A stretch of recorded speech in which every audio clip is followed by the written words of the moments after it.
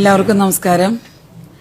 ഇന്ന് ഇങ്ങനൊരു മീറ്റിംഗ് വിളിക്കാനുള്ള കാരണം നമ്മുടെ വകുപ്പിൻ്റെ കീഴിലുള്ള പിന്നോക്ക വികസന കോർപ്പറേഷൻ്റെ ആഭിമുഖ്യത്തിൽ ഈ വരാൻ പോകുന്ന 23-ാം തീയതി എറണാകുളത്ത് വെച്ച് വളരെ വിപുലമായിട്ടുള്ള ഒരു പരിപാടി സംഘടിപ്പിച്ചിരിക്കുകയാണ്. സമഗ്ര 2026 എന്ന പേരിൽ. അപ്പോൾ ഈ ഒരു മീറ്റിങ്ങിൻ്റെ പ്രാധാന്യം നിങ്ങൾക്ക് എല്ലാവർക്കും അറിയാവുന്നതുപോലെ സർക്കാർ ചെയ്യുന്ന കാര്യങ്ങൾ കൂടുതൽ ആളുകളിലേക്ക് എത്തുന്നത് നിങ്ങളുടെ റിപ്പോർട്ടിങ്ങിലൂടെയും അതുപോലെ തന്നെ വാർത്താ മാധ്യമങ്ങളിലൂടെയാണ് അവർക്ക് അറിയാനായിട്ട് സാധിക്കുക. അപ്പോൾ ഈ 23-ാം തീയതി നടക്കുന്ന പരിപാടി സർക്കാർ പ്രഖ്യാപിച്ചിട്ടുള്ള 100 ദിന കർമ്മ പരിപാടിയോട് അനുബന്ധിച്ചിട്ടാണ് നമ്മൾ ഉൾക്കൊള്ളിച്ചിട്ടുള്ളത്.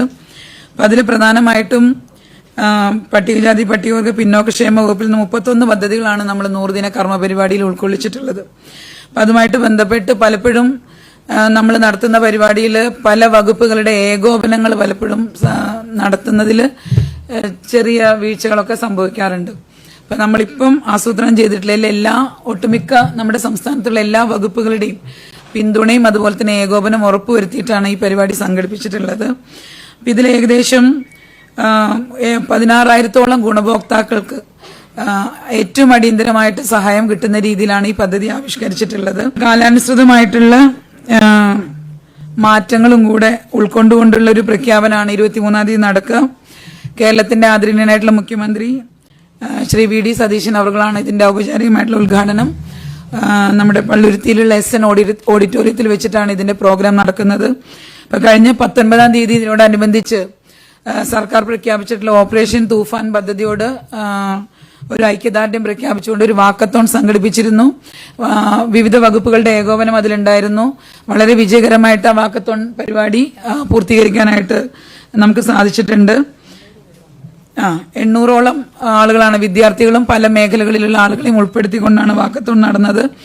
അത് ഏറ്റവും ഒരു സമൂഹത്തിന്റെ അല്ലെങ്കിൽ അവിടുത്തെ ജനങ്ങളുടെയൊക്കെ ഒരു ശ്രദ്ധ ഈ പരിപാടിയിലേക്ക് ആകർഷിക്കാൻ അതിലൂടെ നമുക്ക് കഴിഞ്ഞിട്ടുണ്ട്.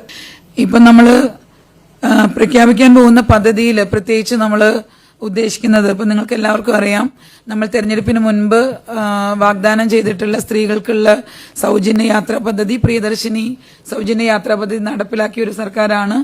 അപ്പം അതുപോലെ തന്നെ നമ്മൾ നമ്മുടെ വകുപ്പിന്റെ കീഴിലുള്ള കോർപ്പറേഷൻ വഴി പ്രിയദർശിനി എന്നുള്ള പേരിൽ തന്നെ ഒരു പലിശരഹിത വായ്പ പദ്ധതി നമ്മൾ ആവിഷ്കരിക്കാൻ പോകുന്നുണ്ട്.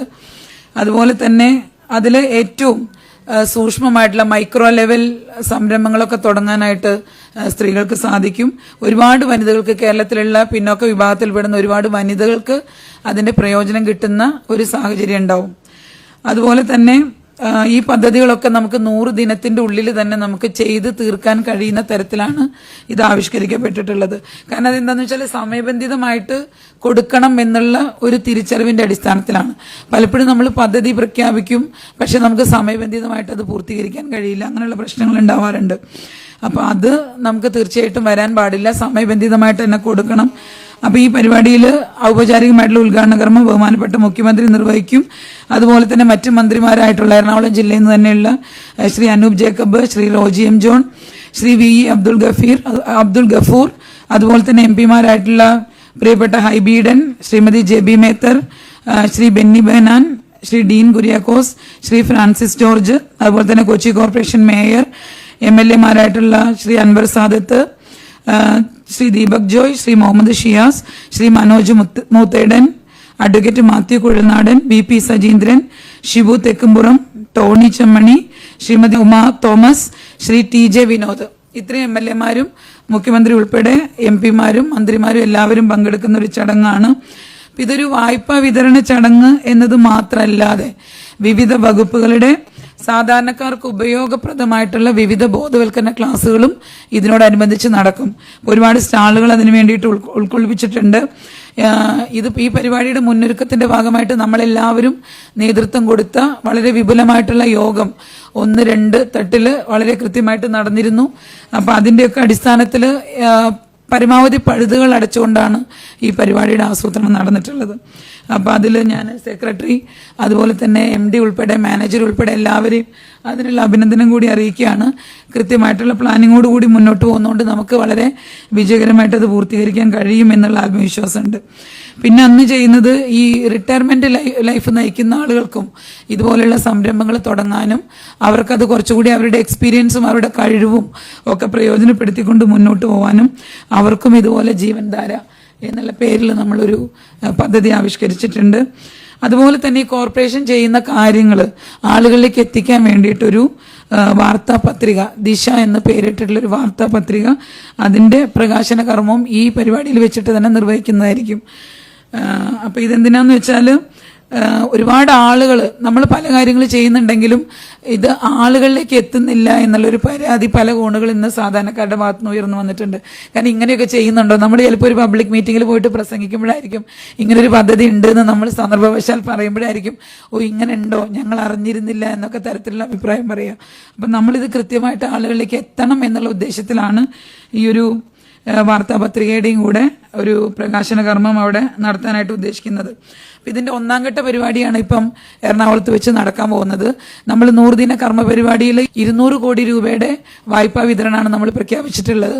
അപ്പോൾ ഈ പരിപാടി നടക്കുന്ന ദിവസം തന്നെ അതിൽ 4/1 100 കോടിയോളം രൂപ വരുന്ന വായ്പാ വിതരണം നമുക്ക് അന്നത്തെ ദിവസം തന്നെ ചെയ്യാനായിട്ട് സാധിക്കും. ഇനി ഇതിന്റെ 2ാം ഘട്ടം നമ്മൾ സെപ്റ്റംബർ മാസത്തിൽ പാലക്കാട് വെച്ച് നടക്കും.